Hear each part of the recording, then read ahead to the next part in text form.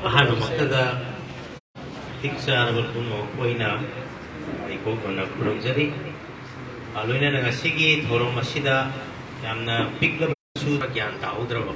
haidi haira khiba hungda humla humma khaira nodra aji airport ta ki dani yum chamuraga dress tang sia so to ken to ga mai chela ba aina phone dawre da yan da ado ma ju pai khatre ai khale thorong haugra ma le ai chu patare haidra ahum hora ma de yori do hum ga kara hiela bai tare but ahum khai waram dana laiba phare ai isa si sidaga phamma mati kahena chabra sadabra kahena khangsadre dayanandra pamudu sippi bai se respect pungtau to bi bai tare kainorga ibani si thaina mamangai tha manga taruk thengnaruba manga taruk pharam gadau suman de na khanbada I think sahi 2010 na dai baram do male ana query sahi 2010 na si sahi tra ma mu ki mong gi lai re matam du di aina ugi ba dayan da si khoi gi masam hau da ba maru ko pagi mayang i kang ba othok pa nga mo ugi bai tare hoji ke mai di udre query wanga do sumaina ngatang nga ge isu ngasi de ai wari tang lijaram ge tawni nahan se aigi mamangai da dong nai ngonda tamkibi dai tamkibi satri kang nai ngonda whatsapp sida message sam tharakwa masa su doctor ni aduga ma nai ngonda haire isi mayam ayam da loinamak dairam ga da ba wahang man ai tare sir punsi se kamai upgrade tawni ai hot pudi hotnari ado isa ithanta satisfied oidri financial status social status se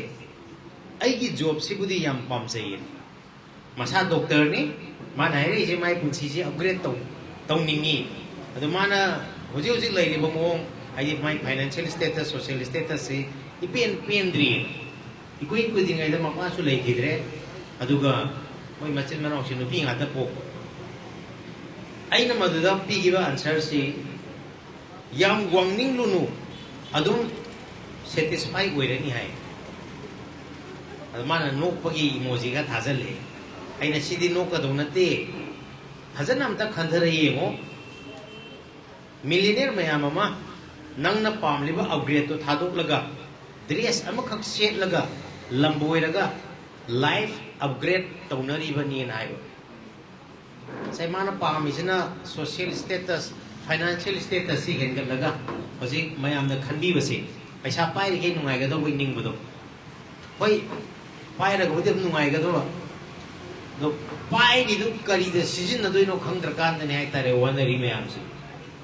ado ai no jik ta function je horom dai da I taw somio da message ama Facebook da thorok ko yeng mai tare sai ko hum doi da ngai re ban ba ma sa ma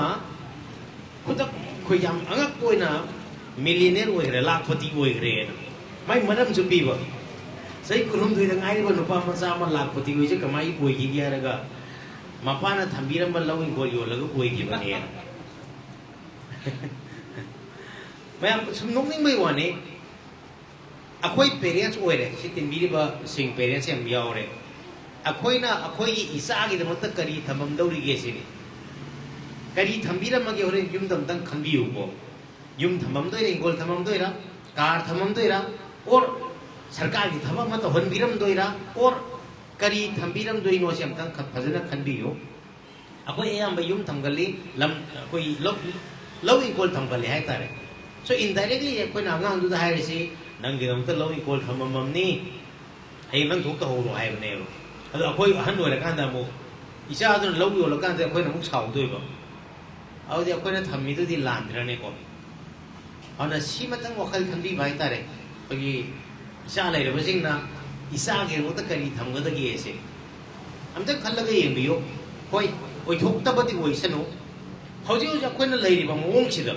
ngasi ngasi mak लेरिबा मोंग सिदा अखोय की पुरी खाव the यावरिबा पोसे लोय लौथो अदुगा सेलिबा dress सिगा लोयना अखोय लाओ चटलसि हेदना कदाय दनो पुरे खलसेबो मे बी हाइरसि जेल मक्ति नुंगाइद्रे लमहांगम द लेहलसे कोइसे hayeng yahoba da koi kyam wan en te khanse ahan ba yahoba ko na pam doi si mapani pan thokba pamani sinya sengba pamani kemte yaudi ko koi da kauri ising chu leira moi doi ni sinya sengna ba brush leira moi doi ni nothing karim leira moi doi ni akoi mayam karam haina leiga da ge si sini IDPs kena ahan ba 2-3 days da leigriba mo ong si ahan ba 2-3 days to da dispo glass amada dispo plate amada numit humni dispo plate de koi daga si dispo plate si da 3 days karamaina sak sagi habe awa badu akoi di feel tawroi ba kay no da koi thingnadam dina ai 100% mati feel tawde but kharama kai feel tawgi kai garo matam du gi ahan bada ai hidak lang thaki koi chen gi ba ek irang haro pai du da plus Chongtham medical college tamba satri gar phone tori sir aina tori phone je sir gi number khak si pha pu bai ni babai number imai number bo khangdre ma tori phone je mai phone de nate mai phone de lotion gare akoi mamai babai tam tang hai biu akoi je sigi mafam je lol laga leiri 2 days second day dani ko nungdang se adu akoi phone to je yam lon ani tori se ga toroga thamgra bai tare ai kana adano hai ru doi ai da support mapal sal hai ore na chan pi de sumai phone to mi hai di pakhatana leiringa di henjang gani akoina solution pi bangam basunate a tanja du da laibak pha hai gadra akoi gi khangna chana ba sing da akoi gi matam du da Assam Rifles ki officer sing yaudana haibet pau pina khonna tawraga moina ATM phodi lakta badi yara roi moina sang basu yadre khotre tawdana aina liri ba wari je Chongtham medical college tamba chhatri gi be wani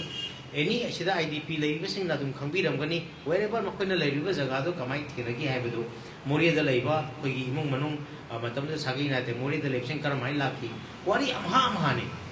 adu karim ta leitabi mong da leiri do leiram da badina te lo yaw ni prika oi da koi ji prika ong ma da nga sigi dia dum sanana ba konana ba mong da myam lo yaw bi ram ne ba adu ma haina leiraba mi se koina leiba thiba mi ne koi hairu si haibu ni da laibak na nati haba circumstance tu na ni na hai bagi wani da ID mayam na khali si IDP si laira bane khan bi means paisa no sa ka moli jada ba means ka moli jada ba yam na anang ba ke hani society ki down trodden ki type to ubi ba si akoi na to wi si hai ba si ma ai ahan ba mayam na lo na appeal to bi to jage kai gi no ka akoi noi da ki hena nu ai ai phana leira mi ne haba circumstance tu na waram moidana ngasagi prikau da gole lo thoro law akoi ka no pu bai do adu ki circumstance no oi hel lakoni adu oi ra matu jida koi na kari to koi ya ba ki hai bu da koi government ki side ta su plus private ki side ta su hutna mina dana Medilane smaina program ama ga sendana haidi at least I care unit ta oi ra ga su ambulance ta oi ra ga su na koi si hana le me bim do adu mak yaudra ga su akoi mayam leiri haibagi kari akoi mentally kai hani support am khak sang badu financially akona fanam na mi ama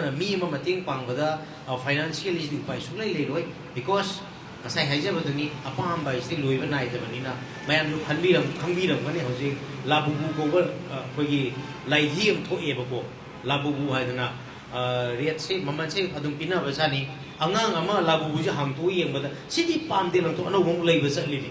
lai ji se ko pina da dana apam ba sti pin ban nai ba suklai lai ro ha ba ona sai angang se lai di do tara pe ju kun pi ju sama pi ju nung ti gi amam pin ban nai ro hai ta re aduna pin ba hai ba se ko na angang se da ho ta gi ona tambi ho se hai ba se mai na ngasi nau na ꯑꯩꯈꯣꯏꯒꯤ ꯑꯣꯏꯔꯛꯂꯤꯕ parents ꯍꯥꯟꯅꯗꯒꯤ ꯂꯩꯔꯛꯂꯤꯕ ꯄꯦꯔꯦꯟꯁꯇꯁꯨ appeal ꯇꯧꯖꯧꯒꯦ ꯄꯦꯟꯕꯁꯤ ꯀꯔꯝꯍꯥꯏꯅ ꯄꯦꯟꯒꯗꯒꯦ ꯍꯥꯏꯕꯗꯨꯃ ꯇꯥꯛꯄꯤꯕ ꯑꯍꯜ ꯑꯃ ꯑꯣꯏꯅ ꯑꯩꯈꯣꯏꯅ ꯈꯤꯇꯪ ꯁꯤꯅꯤꯌꯔ ꯑꯣꯏꯅ ꯍꯥꯏꯇꯥꯔꯦ ꯑꯗꯨꯒ ꯑꯩꯈꯣꯏꯒꯤ IDPs ꯍꯥꯏꯔꯒꯁꯨ ꯀꯧꯕꯤꯒꯅꯨ ꯄꯦꯟꯕ ꯍꯥꯏꯁꯦ ꯑꯩꯉꯣꯟꯗ ꯂꯩꯔꯤꯕꯁꯤꯅ ꯌꯥꯔꯦ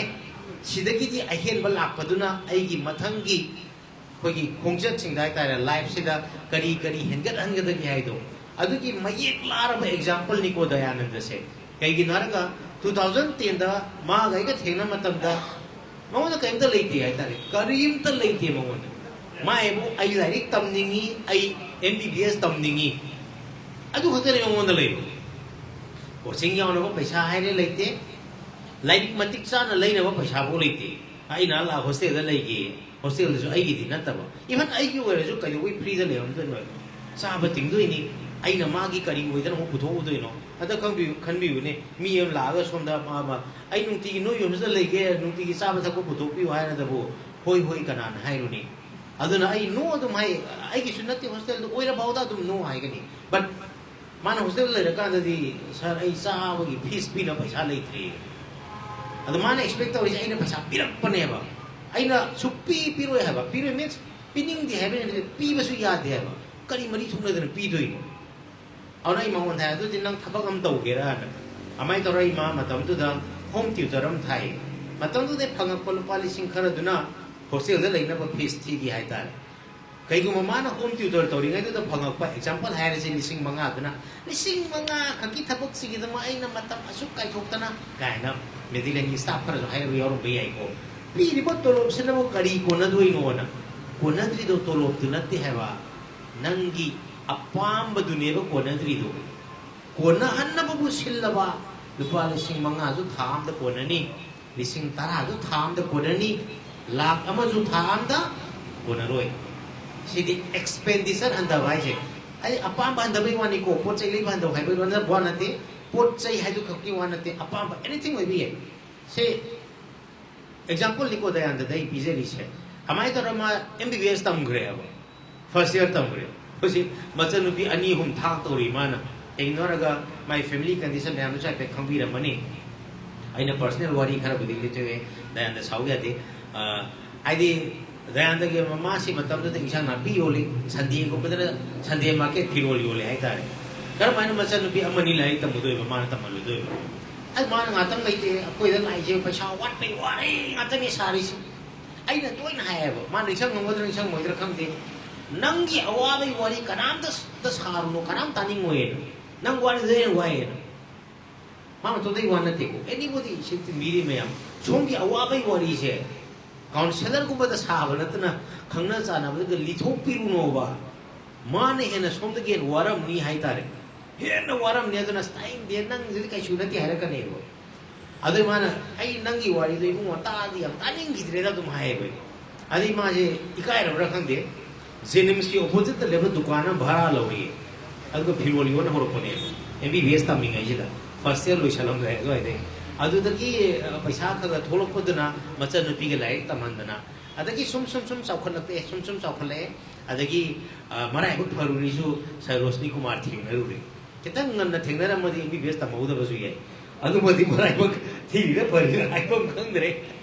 ऐसे उन्हें सर तो का पास और आइए थिंगरम द्रवा सरोसी कुमार थिंगरम बाबा डॉक्टर नप्त्रे नहीं मैं हम डॉक्टर पिबारे लाइए पिबारे का हैरम बजुई है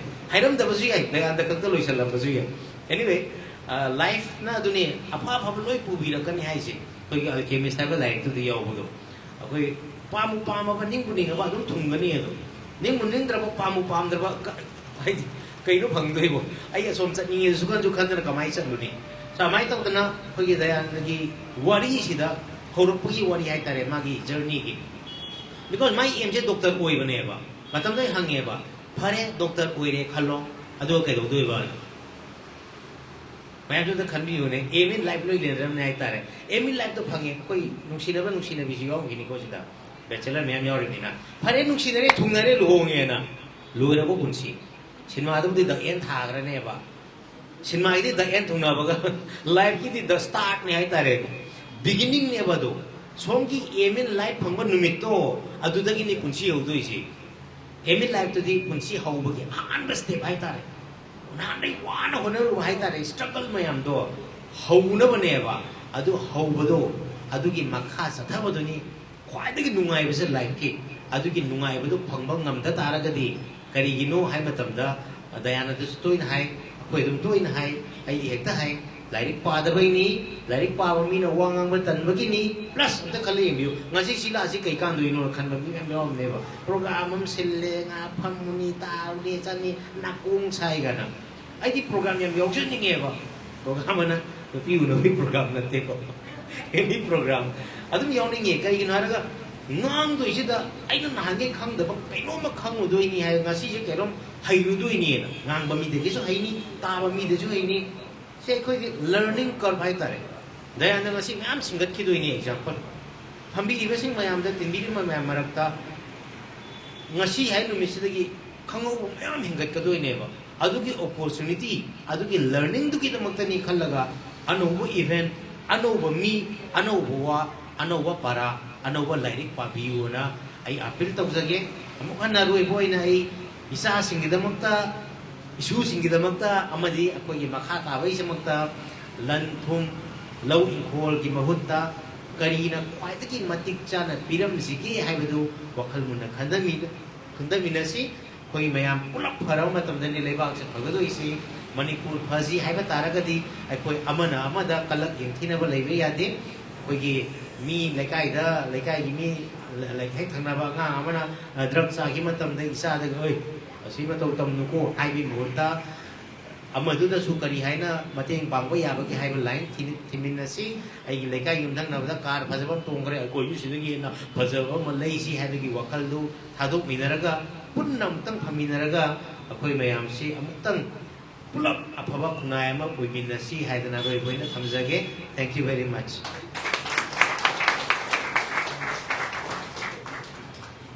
Secretaries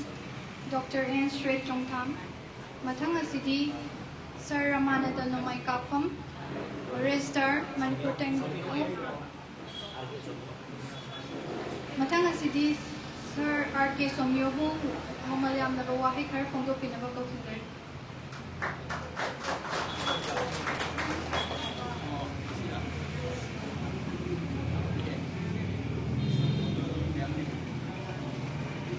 Good evening, hi Thailand. Matam se. So that's election diriba. Koi uza Ibohal. Uza na tapo se. Loi taab ni koi miao su satra ni jage. Any program, lagi program yang koi invest kau taujarakte. Duga koi ki planning department ki koi ki joint director sir RK Tombisana.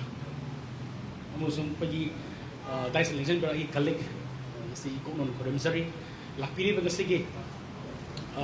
special invitees amusung Medilane gi team mayam masu koi Medilane gi site gi aina on behalf da kai kum namba amusung waiba tumuk chari aduga si se ina kai hagi na sai habet khalam mane loi haidokre haitare atali hogre haitare haina mayam se hairoi khanna mayam su haidokre ba koi Uzas Brena. Otherwise, some substance set winner. The government department, labor company, question Sagi, Chiga and Tari Haitare, skill, labor and employment and entrepreneurship department. Every department, Thai Haitare. Nagi Kari program lay, internally displaced with a Bagagi, Singjamei, Sigi, Mating, Pang, awareness, that absorb of Tapu. Every department, Thai, Horticulture Thai, engineering department, Thai Haitare. Other combined we have the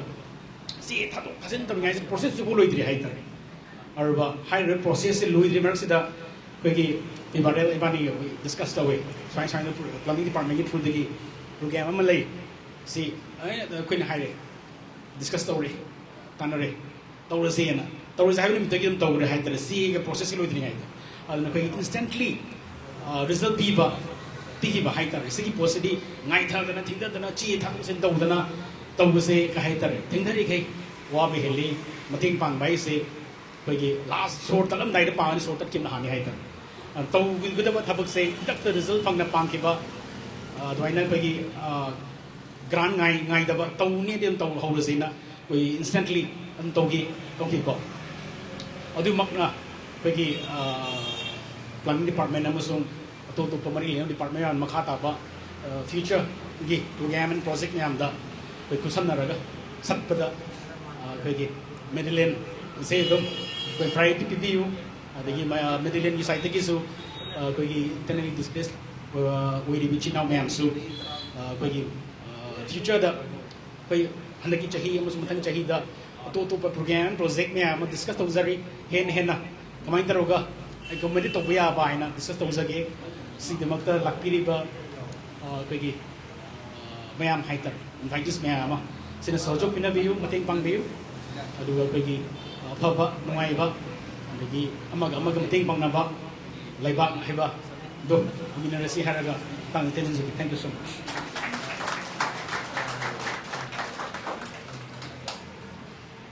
Cherry sir, RK Somyo. Matang asidi akoigi Medilane ki staff in Rajesh, Assistant Manager Business Development mahaki Meitei teki experience kara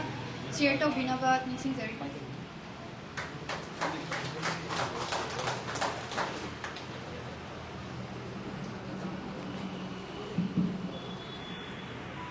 Good afternoon, everybody. That's the LinkedIn Biriba, Kogi, Kai Kunamatic Charava, Sir Singh, Kogu Kunjari. I said, Ahamada, I give Maram the Kitan Tamjaramge, I Samak Siturachan Pudagini. I say Samak Turachan Pudagini, May Gitangahum 2023, Ahing Dagi. Nungdaramgi matamdagi aikoise yum thadokpadagi ngasi phawba yum udana lerakuni adubu mafamdudagi laaga relief camp da laiba matamda aikoise thabak phangdadana kangaunadana kari tawgani haina khanjana na laibada matamda planning department dagi IDP singbo Medilane sponsor tawga thabak pibiri haibagi pause phangbadagi aikoise aiso apply tawjaraba matungda mafamsida thabakse phangjarakibani Asi Medilane Tangalaiba Chongtham asi planning department ga Tombisana yamna IDP akhoi damakta yamna laiba phabani ngasi kangau na duna laigadaba youngsters sing Medilane thabak piduna makhoi mafam chana nena taba punsi haibadu ama lagna bagi lambi ama pusan bibagi damakta Medilane bu hanana thagatsari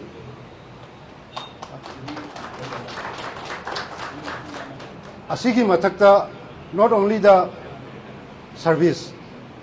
Sir na khoi Medilane gi MD sir na khoi bu knowledge kya mo pibi adugi knowledge tugi matungina khoi depression da chatkadaba isininaw sing adagi inaw sing kaya amar laiba IDP inmate sing mo khoi ju depression du dagi sir na class kya lobi duna depression dagi moi thoraktuna hojikti nena taba punchi mo oiduna hoji Medilane da chakhatpa lambi da Medilane bu purakna bagi namakta khoi me am kan honna minari asini ai haisi hajaraga adugi amatang so haijage Medilane natna khoi planning department nasu IDP se damakta khanbi duna asigumba asoba khongthang ama thangatpi ba se yamna thagatsari saroi busu matung dasu afaba step kaya ama tawgirakna bui damakta anan kulun michingjari. Thank you.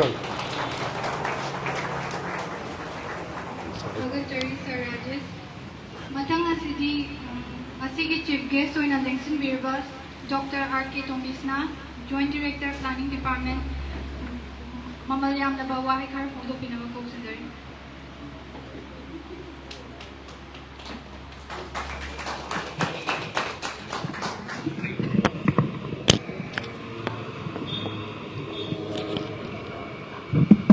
Good afternoon, everybody. Ahan magtada ngasigi function nasigi dice language ba dignity sing aduga esteemed invitees and all the staff of the Medilane team and amasu akoi planning gi represent ogni like lone ba planning team amasu ngasigi team bi invitees amasu media gi kunakoi ka kunamu seri ngasi asumba function asida aibu planning department gi representative oiraga amasung planning department bu represent oraga smaina chief guest ama oibu haibegi smagi grand opening of Medilane Eye Care Moirangkhom branch ki asumba thoramase yawa phangjabda ai achuki matik nungaiba phondok seri Medilane gi ganota soi nungaiba phondok seri Daseng nambak sigi function sigi aduga pibarel gi ngang dom yang mak nyam le haibi gre adu ai gi di lei taram ni ngang to se adu anyway ai no ji akoi gi pibarel natraga Medilane hena haiba kansida koi Manipur startup ka yam mari leina ba hadong na ba yadra ba akoi he is actually the part of the Manipur startup ecosystem oiba mak si any successful entrepreneur hairo kainom palapakanda akoi na mapanda workshop yauro seminar yauro nagi kana startup le hakan da mai ming se pan da ya ya da ba aduna how kamaina ma ja koi kamaina mari le nagi haibu du ai aduga Manipur startup na what are the opportunities given to the IDPs and also to the startup and entrepreneur haibu du gi matek yam samlapa nang thamjage tasingna ma akhoi gi Medilane kanosi yana akhoi hana maga loina basi Manipur startup 1.0 hai tare asna ma yana revenue stage akhoi magi successful startup am oire adugi matung da akhoi Manipur startup hai basi karino hai bada any Manipur gi any situation any problem am thropu da koi si thadung na ya da aduga Manipur startup ki ecosystem da chana da adusu akhoi gi akhoi kari tawba yaga dege hena government sum khalapa kanjida adu itagadi akhoi Manipur startup sigi category miyam sigi part amada akhoi gi category ma hangdo si hena akhoi khanaga category ma hangdo eba aduga akhoi Manipur startup leiba category sa amada idea stage startup ai ma lei adagi revenue stage startup ai ma lei adu stand up stage startup ai ma lei revenue stage startups is yam noriba anybody who have a innovative ideas that can be translated into the business omang ngam kangbu gini adoga akoi gi peparang ga koi samnari sina ngasai gi revenue stage startup id business se phajnan leiraba scale up business leiraba adum ma se samnare aduga muk ngasai gi aina haiba Manipur gi situation da koi startup se thadung na ba yadi haiba kansida akoina idea stage ga revenue stage stand up stage simrak gap am khak leiba gap se akoi kamaina men jang jage na khalakpa amasung akoi gi Manipur gi entrepreneur sing ase how to mukoi ji in the embed of the startup the kamai pusan ya ga dege na khan ba dege akoina Chief Minister Entrepreneur Support Scheme na makoina ma hawdok se hawdwe haiba scheme gi makada akoina kai dawi haibada COVID ki matam da more than 4,500 COVID returnees singda akoina moise financial benefit kana provide tawi adui matang da mu kano se mu lai akoi hujik leiba present situation present unrest lak badagi akoina mu kai doge haibada IDP gi damakta di akoina mu scheme mani khak hogwe ba ahama scheme na kaino haibada support to the IDPs so that akoina pesa yam na pi badina te akoina 50,000 pi sigi scheme ju hujuma dum adum hingi adum anybody can apply in this scheme any IDPs havai aduga sigi scheme sida meyam na khanbiram biyai lising yang kaina kai dogdoino haiba khanbiyam biyai ba lising yang kai jina akoina kai haita ahamba noji kai benga kamai samdani benga no gi scalable business leibra no business ne kai no what is the business is hapet tamba matungda lena benga samnaba horaga bank tegi loan je lawraba adu yam timely repayment to banga magdi akoina muk seda CMS category je lakh taragi scheme musung leba seda you can apply on the 10 lakh scheme 10 lakh schemes da di akoina ITP de lakh padi tongana special consideration to ganeba moi tongana khanagani tawadabu akoina hana pigiba 50,000 dugi bank repayment tawre habi CM di paibira pataba samain tawdna sina one of the category ani sub category sida akoina mu kari khanagi haibada IDP singsi moise training ju piba aduga moise luerga thabak ju piba adu me scheme ma hogdoksi haina government na kanna khanaba hore adu masi matam sida akoina hujiki akoi ahanba be sida akoi gi Medilane se apply tawre mana akoina hailiba 50 IDPs dama kana tawbung ngani na habire adu adu ngam tagadi akoina moiga akoiga sign ma tawnare sign to matung sida mana kana tawbire akoi paisa je mo na pire 1 crore project ni ko si project mo 1 crore project na loan ni sauti yawi akoina di paisa yam government side di yam putok punjate adu subsidy param di 30% gi adu si to matung da ngasi si akoina lakpagan yam harau jari se akoi planning department team hai ta ne yam harau jari si IDP singje loina ba akoi scheme ji makada recruit tawraga leiba moi more than 40 hena yaurame ba si yam nungai akoi scheme do successful oine khali si aduga pe koi scheme ase pe viral makari nate atopa successful entrepreneur kan su lai ri moi na su koi training pb ge na yai training actually moi na piga do si 382 kan one moi ji mo ya bi se moi na su aya mai training bi rong ne khali aduna sina akoi gi how the Medilane and the viral Medilane se akoi gi startup ecosystem da kamaina yaurok ki kamaina tanaw thana ba paadamo ina leiba do haibu wari ni aduga akoi gi kano gi akoi gi Manipur startup sina taseng bai di akoi na Manipur startup si kano koktan nati akoi gi innovative idea leiba mising do koina adu katang kaukalaga moida hena pibuna kanu nati akoi gi wakhan jidi makoi sing si Medilane dongna a successful entrepreneur amo oiraga because entrepreneurs is the backbone of the state economy oibelina akoi economy se katang sakon ba amasung ngasai oja ibonong habi giba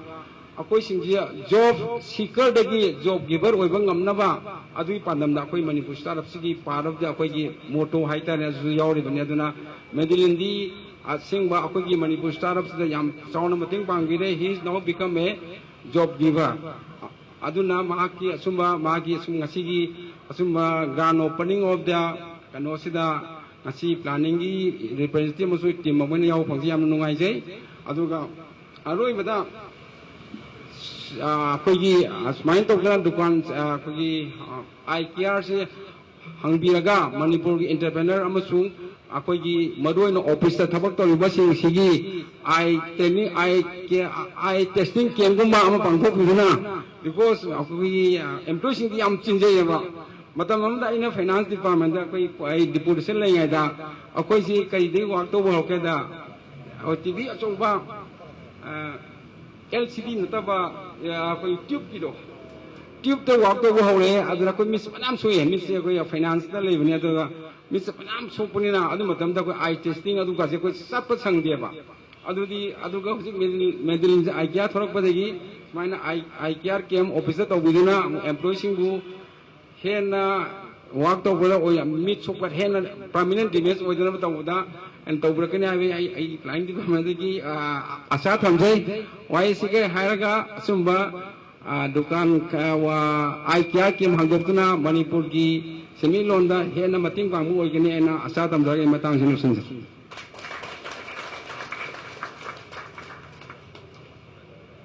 Agachari Dr. RK Tombisana Sarna Mamal Yamnaba Wahikar Fongdok Pirambay Damak Matang asidi Presidential Speech Pvt Naba Sir Roshini Kumar Yambem Managing Director Globizs Web Solutions Pvt Kolsinjari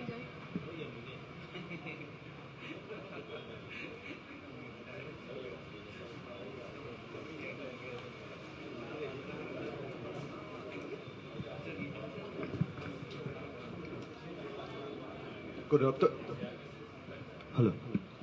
So good afternoon, everyone. So, akoi nahan invitation dadi wangang mai program yau hi dam ni. Koi yau ra kan da wangang mai program lo yau le me. Aduga hanu ta da koi ge masigi dai selection be ba koi tamo chief guest oina tamo Tombisana koi planning gi oindi startup sigi oina Manipur da yam achauwa iho ma porakpa adum ba department amani ado ai gi oina di nakal ani ma chi yaw da yawi type to ba adum startup lom da su dum yaw ba aduga som da su mayam entrepreneur mayam su dum pun mani na nakal ani ma chi u bam khale ngonda ado koi tamo ismail lak phu yam nongai ado gi mo akoi oza Ibohal si di akoi introduce to da su yare koi Manipur da akoi na yamna nauna 2005-6 saida entrepreneurship kaije horko tamda koi Manipur da training gumba yam sembi ba then entrepreneurship development program management development program haidi Manipur da entrepreneur nattana akoi gi economy sustainability laite have wakhalon se yamna nauri matam dagi support to birakpa adumba ozani aduga Ozazu MIMS ki professor moina asaya koi ki pura MIMS epicenter ni Manipur ki koi ki ecosystem ki entrepreneurship ki go ado startup ki aham baga horokko matam dasu mims da collaborate toraga training mayam tawgi sa khoi startup samri yang khai muk torongani ojai bol ki leadership makha da admain tawki ramain toraga mu khoi oja Ramananda khoi hujuji MTU gi su registrar oiba yamna young and dynamic khoi ki bureaucrat Manipur da ko ado khoi sum ojaje dum MTU ju da su dum punba adagi chief election officer in charge su oiba ado aigi oina mu business si government ju samna business oiba igi sina aduna oja myam si mafam da su pun mafam da su pun pakun da pun mai tare akoi aigi organization ni mu government tang khai mi ta le thokre ho jik se ko private tang khai government tang khai gi ta ta leiba ado main to oi adagi akoi oja Shreth si akoi dhyan dagi through the khangda bani aigi oina di aduga Manipur da hoigi naha apa puthokpa oza amani ngasi hoi dash da phami myam je chamam ta natte aduga hoigi marup somyo si hoi yang ngallingai dagi Medilane horokpa matam madai dagi pulakpa hoigi kalik ni ado hoi matam du da dynamic Manipur ka wa not for profit organization amada hoi pulakpa ni 2014 adai da sida akhoi Manipur da matam du da Manipur gi startup scheme gum hogri masida akhoi na yamna punbinna raga akhoi gi young entrepreneurs sing sangat pagi program khara torki not for profit organization moina madudagi akhoi sum punbinna raga lakke bani adudagi dum Medilane gi su one of the advisor moina akhoi yawmin lai remind to na ngasi sida phami myam si yamna maru oiba bi ngaktane ko ado sumaina thengna bi su yam nungai aduga mu akoi ngasi lakpiriba myama aduga Medilane gi oina di wangang o hai je ju kai ngang do no je mu ko ngai kai ngang man na nai dar ado mama hata da su thawal da mu ama branch ama hang ba gi ngang ore ado ngasi jung kok sele ko ado ngasi ga mamang gi atai ga khena ba sina ngasai ge akoi gi ngasai hai bi ba ai ju khang de ngasai yaura kan da sar sa na akoi ngasi leiba staff myam si IDP gi oiba scheme du gi through da akoi recruit tau gi ba mayam du ne na haibi that is one of the very special ngasi gi program si gi akoi mamang le tai myam am tau re adubu haiba IDP gi scheme si akoi ngasai tau to mi sa haibi ba to mai na ngasai government na yam kanna akoi IDP myam da support tau na ba mechanism mo ina puthokhi bani aduga mi hekta yam na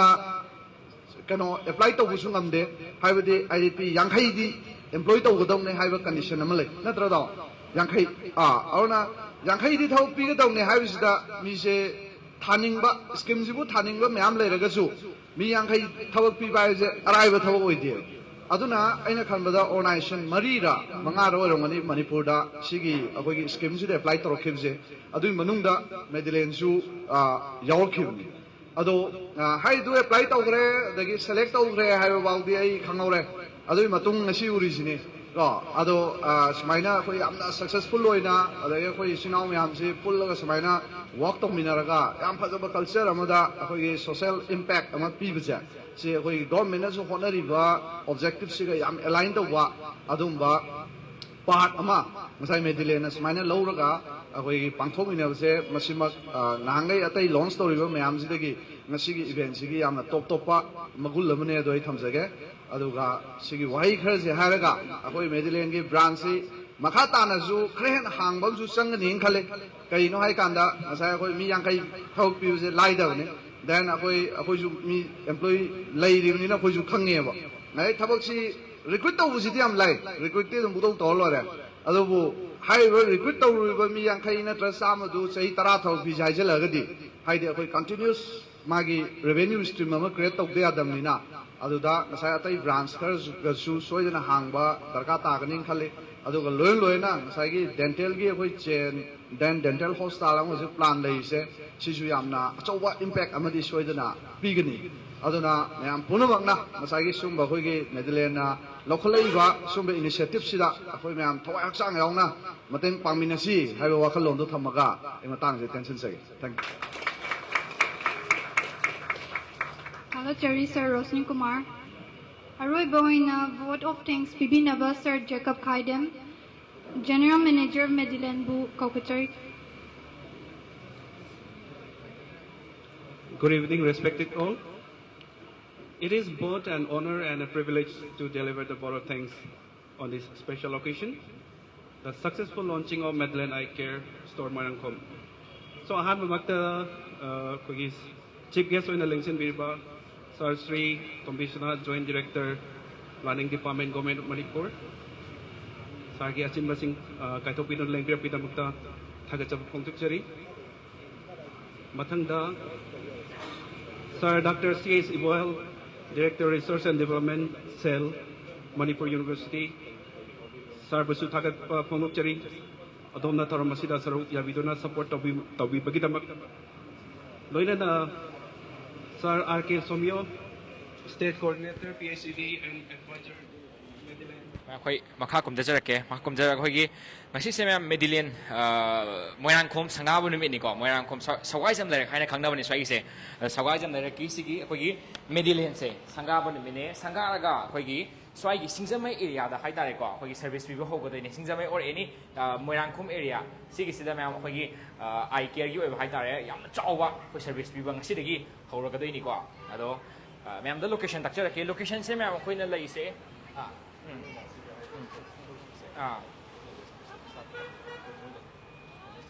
Okay. Okay.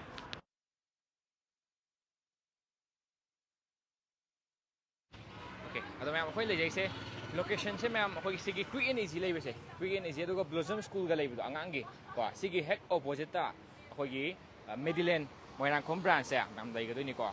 ado future ke ma'am ko mai le ga do ni Medilane Eye Care haraga Moirangkhom branch ni ko ma'am sigi sina ngasi dagi sangaraga ma'am ngasi dagi khoi Manipur ma'am amadi khoi Singjamei ga naknaba or any Moirangkhom bu oiro ka sampan bu oiro naknaba khoi gi myoi singda service hena lawa nuai na ma'am se mafam sida hangdokpani ko ado Medilane gi se ma'am sida leiriba staff ayamba khoi gi IDP sing ngakta oye ayamba ko IDP sai ta kadi ma'am internally displaced persons sai bane ba ko handaki khoi lanjinarak pa mayam na khoi gi sigi leiriba Medilane any ahoina any Medilane samadam da leiram staff se ma'am ayamba na hai tare ko khoi gi relief camp tagi oi bani ko ada ma'am si leire Medilane Eye Care frame contact lens sunglass computerized eye testing aduga mayam se haida de se free eye testing lai ko ma'am se adum akhoina lak matam da adum free da eye test to ya bai khudung chaw pija ka doi ni ko aduga launching day oi bagi 10% discount am su lai ma'am se ko si leire location se ma'am yam live bane akhoi thungbuthum Singjamei akhoi gi thungbuthum kabam dai do thungbuthum karam dai do asi leire ko aduga swai da akhoi gi Likla bakery lai se Likla bakery gi adum opposite oina hai tare ko adum urani Medilane Eye Care haraga ko yam chawna leibani sigi se da ma'am lak piraga adum sidagi apamba hai tare ko ini adum na pam liba frame khudimak adum order to buya ga dini ko sigi se adum sida chang manung changmina si manung chang kanda khoi gi sida piri ba servicing se kari kai nom dum yemina si ko ma'am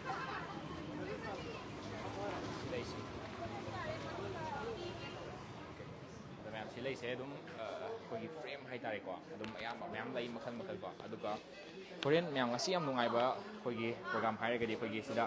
lai ba staff sing si ge khoi interview macha amcha hapter ge kaino da staff sing se khoi IDPs na ta oi bane ba ko IDPs oi bani na moina khoi si Medilane da yaw ko tam da kari fauge kamai ni yaw ki habin ching ba ma'am da kangan jara ke ko aduga ma'am na khoi adum Medilane Eye Care da khoi staff oi bani ba yaw ga su ko adum contact to wirak pa ya ga ni Medilane Eye Care gi khoi Instagram page ai bani ko Instagram page da adum changbira aga natraga su adum phone to wiraga adum khoi inquiry to bi ya ga deni lai so ma'am lai anopti sunglass ma'am lai ko sigi sina khoi gi kaino oi ga deni ko kai ba computerized eye testing hai do ma'am si ko se test taw ka deni ko adu khoi gi traditional oi ba hai tare ko manung ga test taw wom lai si de ko lai manung ga test taw go deni sigi si le lai ga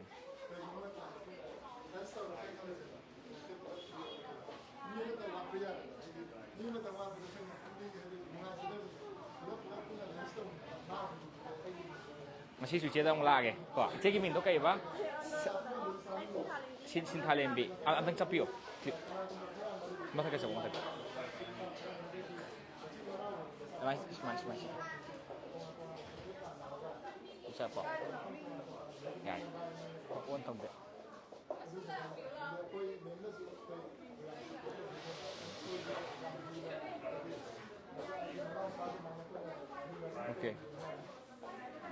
ꯃꯌꯥꯝ ꯑꯣꯟ ꯇꯧꯔꯦꯀꯣ ꯑꯩꯈꯣꯏ ꯏꯆꯦꯁꯦ ꯉꯁꯤꯁꯨ ꯑꯩꯈꯣꯏꯒꯤ Moirangkhom branch ꯁꯪꯒꯥꯕꯗ ꯌꯥꯎ ꯂꯩꯔꯝꯃꯦ ꯀꯣ ꯑꯗꯣ ꯏꯆꯦꯁꯦ ꯑꯩꯈꯣꯏꯒꯤ ꯃꯦꯗꯤꯂꯦꯟꯒꯤ ꯑꯣꯏꯅꯗꯤ ꯑꯣꯞꯇꯣꯃꯦꯇ꯭ꯔꯤꯁ ꯍꯥꯏꯕꯅꯤꯀꯣ Optometrist come in charge. Okay come in charge ꯍꯥꯏꯇꯥꯔꯦ ꯑꯗꯣ ꯏꯆꯦꯁꯦ ꯀꯔꯝꯕꯗ ꯂꯩꯗꯣꯏꯅꯣ ꯁꯤ ꯃꯣꯏꯔꯥꯡꯈꯣꯝꯒꯤꯗ ꯂꯩꯗꯣꯏꯔꯥ ꯅꯠꯇ꯭ꯔꯒ ꯑꯁꯣꯝꯒꯤꯗ ꯂꯩꯗꯣꯏꯔꯥ ꯁꯤꯗ ꯂꯩꯗꯣꯏꯅꯦꯕꯀꯣ ꯑꯣꯀꯦ ꯑꯣꯀꯦ ꯑꯗꯣ ꯉꯁꯤꯁꯦ ꯏꯅꯣꯚꯦꯠ ꯇꯧꯈ꯭ꯔꯦ ꯑꯗꯣ ꯁꯤꯒꯤꯁꯤꯒ ꯑꯩꯈꯣꯏ ꯁ꯭ꯇꯣꯔ ꯀꯌꯥ ꯁꯨꯕ ꯑꯣꯏꯗꯣꯏꯅꯣ ꯃꯦꯗꯤꯂꯦꯟꯒꯤꯁꯦ Pulapna store se tara mari. 14 ꯑꯣꯏꯗꯣꯏꯕ ꯁꯤꯅ 14 ꯁꯨꯕ ꯁ꯭ꯇꯣꯔ ꯑꯣꯏꯒꯗꯣꯏꯅꯤꯀꯣ ꯑꯣꯀꯦ ꯑꯗꯨ ꯇꯥꯔꯒꯗꯤ ꯁ꯭ꯇꯣꯔꯁꯦ ꯑꯗꯨꯛꯀꯤ ꯃꯇꯤꯛ ꯌꯥꯝꯃꯦ ꯑꯩꯈꯣꯏꯒꯤ ꯁ꯭ꯋꯥꯏꯒꯤ ꯏꯝꯐꯥꯜ ꯑꯦꯔꯤꯌꯥ ꯍꯥꯏꯇꯥꯔꯦꯀꯣ ꯈ꯭ꯋꯥꯏꯗꯒꯤ ꯁꯤꯒꯤ ꯃꯣꯏꯔꯥꯡꯈꯣꯝ ꯑꯃ ꯂꯩꯔꯦ ꯑꯇꯣꯞꯄꯅ ꯑꯩꯈꯣꯏ ꯑꯦꯗꯚꯥꯟꯁ ꯍꯣꯁꯄꯤꯇꯥꯜ ꯃꯅꯥꯛꯇ ꯑꯃ ꯂꯩꯕ꯭ꯔꯥ ꯑꯗꯨ ꯑꯇꯣꯞꯄꯗꯤ ꯀꯥꯏ ꯀꯥꯏꯗ ꯂꯩꯒꯦ Atopase yam nakna Singjamei amatu layeba. Singjamei ꯀꯥꯏ ꯑꯣꯏꯗ ꯂꯩꯒꯦ Singjamei se ero laybado. Ero, laybado aduga mama laybado. Okay. Adwai ꯑꯗꯨꯒꯤ ꯃꯌꯥꯏꯗ ꯑꯁꯣꯝ ꯂꯝꯕꯤ ꯋꯥꯡꯃꯗ ꯍꯥꯏꯇꯥꯔꯦꯀꯣ ꯑꯦꯔꯣꯒꯤ ꯑꯣꯄꯣꯖꯤꯠ ꯑꯗꯨꯒ ꯑꯇꯣꯞꯄ Singjamei ꯅꯠꯇꯕ ꯑꯇꯣꯞꯄ ꯑꯦꯔꯤꯌꯥꯗꯗꯤ ꯀꯥꯏꯗ ꯂꯩ Atopa area se Kaishampat junction da ma laye aduga Kaishampat kitang mayay oina chalaga akhoi Meshi laybado. Comet or male. Comet ki Sija urban laybado. Adugi da Sija urban da lay. ꯑꯗꯨꯗꯤ Quaketelda. ꯌꯥꯝ ꯊꯤ ꯌꯥꯝꯃꯦ ꯍꯥꯏꯇꯥꯔꯦ ꯁ꯭ꯇꯣꯔꯁꯦ ꯀꯗꯤꯛ ꯌꯥꯝꯃꯦ ꯑꯗꯣ ꯁ꯭ꯇꯣꯔꯁꯦ ꯁꯤ ꯅꯠꯇꯕ ꯍꯥꯏꯇꯥꯔꯦ ꯑꯇꯣꯞꯄ ꯁ꯭ꯇꯣꯔ ꯀꯥꯏꯗꯒꯗꯤ ꯄ꯭ꯂꯥꯟ ꯇꯧꯔꯤꯒꯦ ꯈ꯭ꯋꯥꯏꯗꯒꯤ ꯅꯛꯄꯗ ꯈ꯭ꯋꯥꯏꯗꯒꯤ ꯊꯨꯅ ꯍꯥꯡꯉꯛꯀꯗꯕ ꯍꯥꯏꯇꯥꯔꯦ Plan de adum di kitang Ibohal area dagi kitang laptop ko Nambol gumba adagi Wangjing adagi Uribok sites ko dasu kitang plan di kelo lay jari ba ko ID ayamana IDP gi staff ha da oina lay bani na thawak pi ga da yam lay di hai tare adugi da makta ko expand gi plan ta tamjabane ba Okay ado ngasi su khoi sigise adum 10% discount leiba mali ko ya ngasi gi sinane 10% plus aduga special discount maga lay ri ba ID akoina buy one get one frame hai tare ko adudi akoina se frame ama lei matam da palising 10 bi frame lei ta ga su 10 bi ha ka deba 10 bi ha ta ne ba adugu magi condition se sai magi membership plan di sendi ga da ba membership na han akoina launch tok da gi ba membership plan do adu do pai sembi ra ga di sembi do pai ra ga akoina issue ta wa matam apply ta wa matam da buy one get one frame hai tare okay adu ga sai gi akoi 10% ri lei ta 10% su lei na 10% su pi de ba adu ga sai akoina frame ama lei ta frame ama su pi da hap ka de ba adu tare offer se ta mai chat le hai tare ko mai chat le hai tare ꯑꯗꯨꯒ ꯑꯩꯈꯣꯏ ꯁꯤꯗ ꯂꯥꯛꯄ ꯃꯇꯝꯗ ꯑꯗꯨꯝ ꯍꯥꯏꯗꯤ ꯑꯅꯣꯞꯃꯛ ꯂꯩꯗ ꯇꯥꯔꯒꯁꯨ ꯑꯩꯈꯣꯏ ꯐ꯭ꯔꯦꯝꯃꯛ ꯂꯩꯗ ꯇꯥꯔꯒꯁꯨ ꯃꯤꯠ ꯌꯦꯡꯕꯗꯤ ꯑꯗꯨꯝ ꯐ꯭ꯔꯤ ꯑꯣꯏꯒꯗꯣꯏꯅꯤꯀꯣ ꯃꯤꯠ ꯌꯦꯡꯕꯗꯤ ꯑꯗꯨꯝ ꯑꯦꯅꯤ ꯁ꯭ꯇꯣꯔꯗ ꯑꯣꯏꯔꯒꯁꯨ ꯑꯗꯨꯝ ꯐ꯭ꯔꯤ ꯑꯣꯏꯅ ꯂꯥꯛꯑꯅꯤ ꯉꯁꯤ ꯅꯠꯇ꯭ꯔꯒꯁꯨ ꯑꯦꯅꯤ ꯑꯇꯣꯞꯄ ꯃꯇꯝꯗ ꯂꯥꯛꯄꯤꯔꯒꯁꯨ ꯑꯗꯨꯝ ꯐ꯭ꯔꯤ ꯑꯣꯏꯒꯗꯣꯏꯅꯦꯕꯀꯣ ꯑꯣꯀꯦ ꯑꯗꯣ ꯑꯩꯈꯣꯏꯒꯤ ꯐ꯭ꯔꯦꯝ ꯃꯌꯥꯝꯁꯦ ꯑꯥꯗ ꯂꯩꯍꯧꯕꯗꯒꯤꯗꯤ ꯁꯤꯗꯗꯤ ꯈꯤꯇꯪ ꯌꯥꯝꯕ ꯃꯥꯜꯂꯤꯀꯣ ꯌꯥꯝꯁꯨ ꯌꯥꯝꯃꯦ ꯑꯗꯨꯒ ꯗꯤꯖꯥꯏꯟ ꯌꯥꯝ ꯁꯤꯗꯅ ꯍꯦꯟꯅ ꯈꯤꯇꯪ ꯀ꯭ꯋꯥꯂꯤꯇꯤ ꯂꯩꯕꯁꯨ ꯑꯃꯨꯛꯀ ꯍꯦꯟꯅ ꯍꯦꯟꯕ ꯑꯗꯣ ꯐ꯭ꯔꯦꯝꯁꯤꯡꯁꯦ ꯀꯔꯝꯕꯗ ꯈꯤꯇꯪ ꯌꯦꯡꯍꯟꯁꯤꯅ ꯃꯌꯥꯝꯗ ꯀꯔꯝꯕ ꯍꯦꯟꯅ ꯌꯦꯡꯍꯟꯅꯤꯡꯉꯤ ꯀꯃꯥꯏꯅ ꯇꯧꯒꯦ ꯌꯥꯅꯤ ꯑꯗꯨꯝ ꯌꯦꯡꯍꯟꯅꯤꯡꯉꯤ 하이다 일반이세.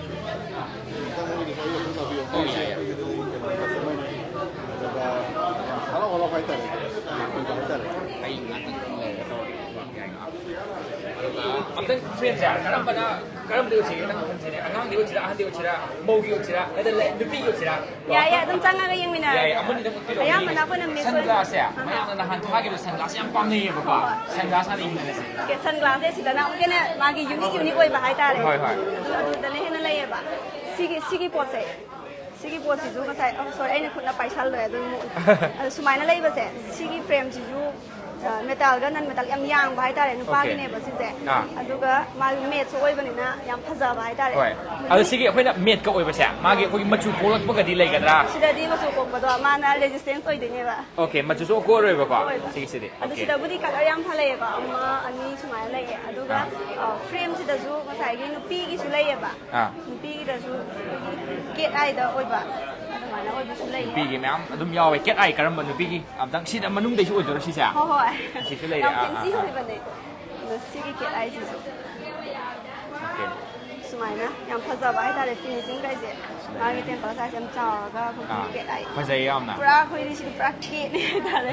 adu si sa akhoi na direct amu bu du di ma ni kitang yam ka hena mu bo mak ti ma ni ma gi se glass e hoi glass yam ko kana mu ro di mu ro si lai re